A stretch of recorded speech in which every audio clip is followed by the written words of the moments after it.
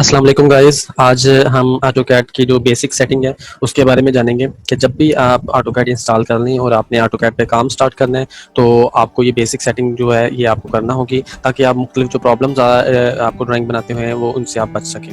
तो सबसे पहले ये स्टेप बाय स्टेप है। तो सबसे पहले आप स्टेप 1 पर आप लोगों ने जो काम करना है वो ये है कि आपने कीबोर्ड से UN एंटर जो है वो प्रेस करना है। एक डायलॉग बॉक्स ओपन होगा जिसमें आपने अगर मिलीमीटर में काम करना है तो आपने इसको डेसिमल ही रहने देना है, और अगर आपने इंचेस में काम करना है तो यहाँ से आर्किटेक्चरल करना है, ठीक है। और यहाँ से आपने इसको 0 फुट 0 इंच कर देना है, ठीक है। और ये ओके करके हमारा स्टेप 1 जो है वो कंप्लीट हो जाएगा। उसके बाद स्टेप 2 जो है वो हमारा लिमिट सेट करना है। उसके लिए कीबोर्ड से हम लोग LIMITS एंटर, ठीक है, ये हम लोग जो है वो प्रेस करेंगे तो नीचे मैसेज आएगा स्पेसिफिक लोअर लेफ्ट कॉर्नर का। यहाँ पर पहले आपने 0,0 एंटर करना है। और अगर आप जो है वो कोई गलत जो है वो कोई मैं टाइप करके एंटर कर देंगे तो वो मैसेज दोबारा से जो है वो रिवाइज हो जाएगा, ठीक है। दोबारा से रिवाइज हो जाएगा कि आपने यहाँ पर जो है वो मिस्टेक से कुछ ओवरपुट कर दिया है। जैसे मैंने 0, आगे 0 लिखना था, मैंने वैसे ही एंटर कर दिया। तो इसके लिए हम लोग दोबारा से अगेन करेंगे कि 0,0 नीचे आप जो सा स्टेटस आप देख रहे होंगे मैंने लिख दिया है, और उसके बाद आप एंटर करेंगे तो अब वो नेक्स्ट आपसे पूछेगा कि स्पेसिफिक अपर राइट कॉर्नर, पहले लोअर लेफ्ट कॉर्नर और फिर अपर राइट कॉर्नर के बारे में आपको लिखना है। यहाँ पर आप अपनी मर्जी से जितना पेज आप जो है वो बनाना चाहते हैं, उसकी लेंथ और जो है विड्थ जितनी रखना चाहते हैं उस हिसाब से इसको जो है वो आप लोग बना सकते हैं। जैसे मैं यहाँ पर पुट कर रहा हूँ 10,000, 10,000, ठीक है, एंटर। एक बात यहाँ पर आपने याद रखनी है कि यहाँ पर आपने कुछ फिट या इंच या किसी का साइन नहीं लगाना, क्योंकि हम यूनिट सेट कर चुके हैं। तो ऑलरेडी ऑटोकैड जो है उस यूनिट सेट के हवाले से जो फर्स्ट स्टेप था वो उसको यूनिट जो है वो कैलकुलेट कर चुका है। तो हमें सिर्फ वैल्यू पुट करनी है 10,000, 10,000 एंटर। अगर नीचे कमांड लिखा हुआ आ जाए तो इसका मतलब है कि आपकी कमांड जो लग गई है, और अगर आपका ये मैसेज दोबारा से रिवाइज हो जाए तो इसका मतलब है कि आपकी ये कमांड में कोई मिस्टेक है, ठीक है। तो ये स्टेप 2 था। स्टेप 3 में आपने ऑप्शन में जाना है, OP एंटर करेंगे तो ऑप्शन का एक बॉक्स जो है वो ओपन होगा।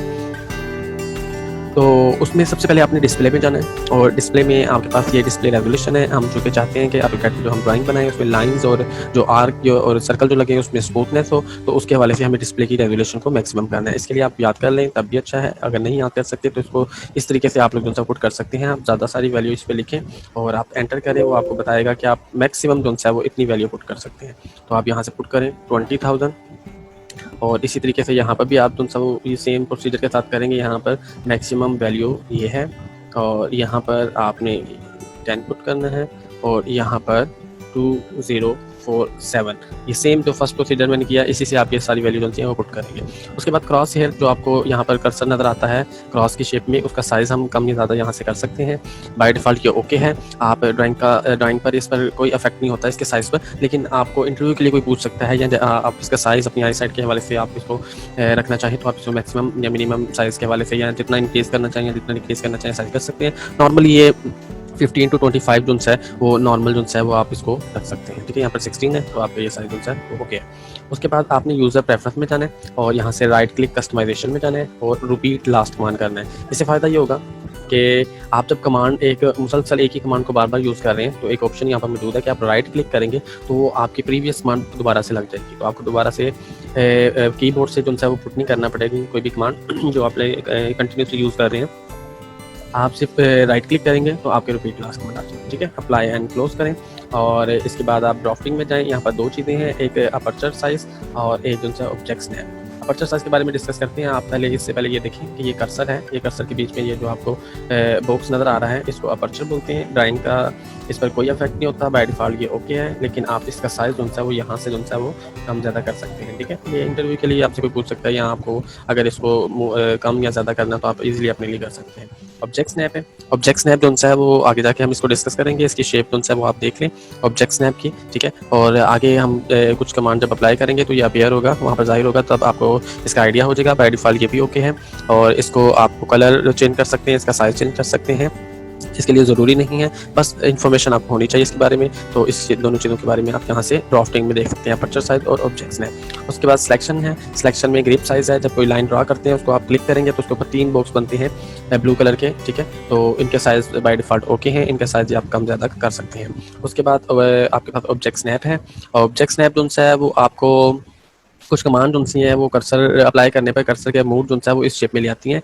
तो इससे क्या होगा कि आप अगर किसी ऑब्जेक्ट को सिलेक्ट करना चाहते हैं इस कमांड के अप्लाई करने के बाद इस कंडीशन में जाने पर, तो आप इजीली जो है वो इसको ऑब्जेक्ट को सिलेक्ट कर सकते हैं। इसका साइज भी कम ज़्यादा कर सकते हैं या आप अपनी आई साइट के मुताबिक जो है वो कर सकते हैं। तो ड्राफ्टिंग और सिलेक्शन में आपने जस्ट ये 4 चीज़ें हैं, आपने जस्ट देखनी है। बाय डिफॉल्ट ये सभी की चारों जो हैं वो ओके हैं, ठीक है। जो मेन चीज़ थी वो डिस्प्ले की रेजोल्यूशन थी, आपने करना था। क्रॉस हेयर का साइज को अपने मुताबिक मैनेज करना था। यूजर प्रेफरेंस में राइट क्लिक कस्टमाइजेशन में जाकर रिपीट लास्ट वन करनी है और अप्लाई एंड क्लोज करके ओके कर देना आपने, ठीक है। उसके बाद आपने ऑब्जेक्ट स्नैप के लिए OS एंटर है और ये ऑब्जेक्ट स्नैप से ड्राफ्टिंग सेटिंग में आपके आ जाएंगे। OS एंटर करने से ये डायलॉग बॉक्स ओपन होगा, इसमें आपने सेलेक्ट ऑल करें।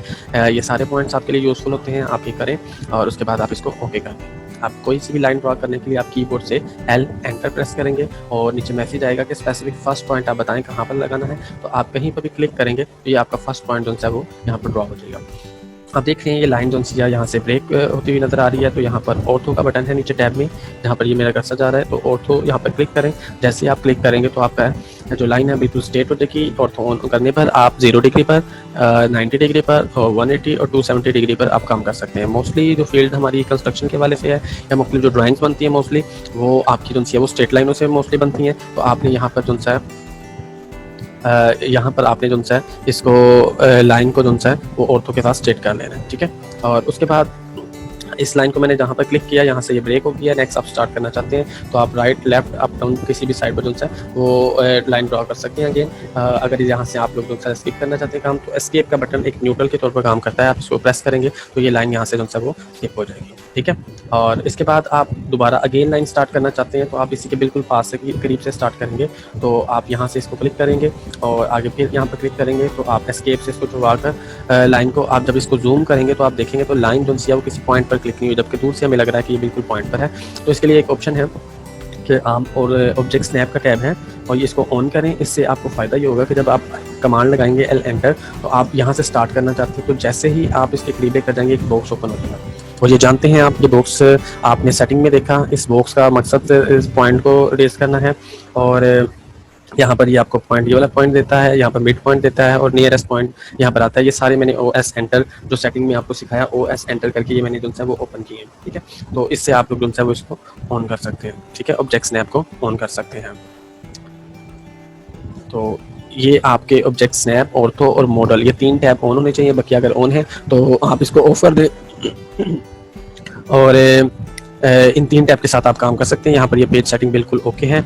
ये आप देख रहे हैं कि माउस का टायर को जूम आप जब मूव करेंगे तो ये जूम इन जूम आउट होता है और साथ ये X axis Y axis move करता है। तो यहाँ पर आप व्यू में जाएं, डिस्प्ले में जाएं और UCS आइकन में जाकर ओरिजिन को अनचेक कर दें तो ये यहाँ पर फिक्स हो जाएगा। अब आप मूव करेंगे तो सिर्फ आपका ऑब्जेक्ट जो आपने बनाया है वही जूम इन जूम आउट होगा और ये एक्सिस यहाँ पर ओरिजिन यहाँ पर फिक्स हो जाएगा, ठीक है।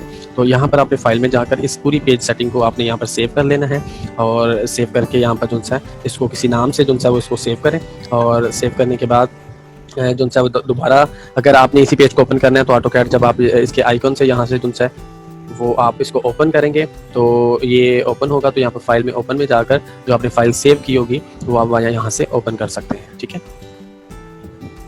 उम्मीद है कि ये वीडियो आपके लिए बहुत इंफॉर्मेशन रखती होगी और आप इसे देखें, वॉच करें, अच्छे से समझें और प्रैक्टिस करें। इंशाल्लाह आपको बहुत सारा फ़ायदा होगा। अल्लाह ताला आपको और मेरी अपने ईमान में रखे। अल्लाह हाफिज़।